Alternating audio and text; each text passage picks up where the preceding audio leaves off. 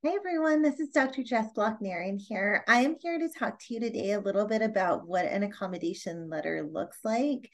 And the best way that I can possibly do that is to actually share a de-identified accommodation letter with you.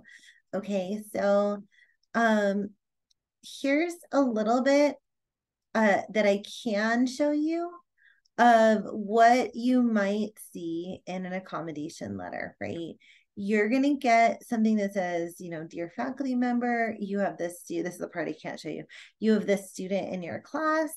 Um, these are accommodations that we're looking for, and you'll always see this bullet pointed area that really highlights the accommodation needs of a student in your class, right? And it'll tell you the student in this class, this section, etc. So in this particular instance, it's saying this person gets testing accommodations. So if I saw that, I would be thinking, do I have tests? Do these tests have time limits or are they unlimited? Is there anything else I need to think about regarding should I get ready for testing contracts, etc. Right? Is this online? Is it in person? So this is something that would tell me that I'll probably be getting additional communication from SSD as testing time starts to get closer. And if not, maybe I should reach out to the SSD office.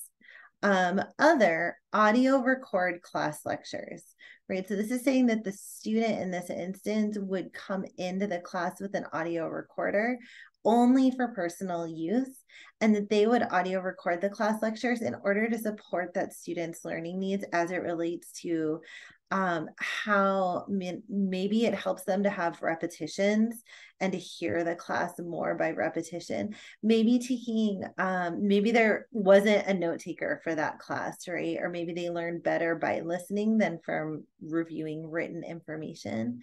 So there can be lots of reasons why any of these might appear, but that's what it means, right? And so when I would see this, I would see I don't necessarily need to do anything for this accommodation to flow forward. It's just going to happen in the background.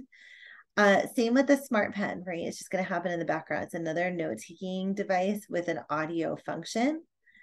And then in this particular instance, it also says, please provide, help kind of summarize your instructions and please provide PowerPoint slides that accompany the lecture, right? So this is an example of something that you might see in an accommodation letter. Honestly, there's an unlimited number of things that you might see in an accommodation letter. And that's because every single student is different. And so every single accommodation is different.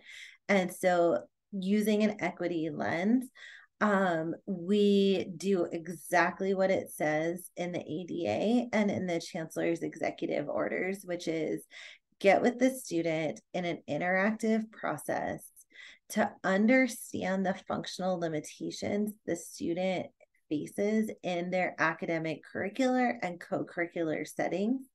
And then a trained disability counselor provides accommodations. They assign the accommodations based on that detailed, granular knowledge of that particular student and their unique needs. So from that flows an accommodation letter, very similar to what you saw in the sample, although it could say just about anything, right? It might talk about class aids, it might talk about like hearing devices, it might talk about interpreters or captioning, it might talk about additional information about like screen readers and different kind of reading devices such as Kurzweil. It could say anything under the rainbow. So this is just one example of what it looks like when you get an accommodation letter and then kind of how to run it through the filter of each of your respective classes. I do this in the spirit of empowering my faculty colleagues. I hope it was helpful for you. If you'd ever like to talk more about it, please email me at jessica.nerren@csusb.edu. And I would be happy to talk with you more about it and to help in any way that I can for you. Thanks so much.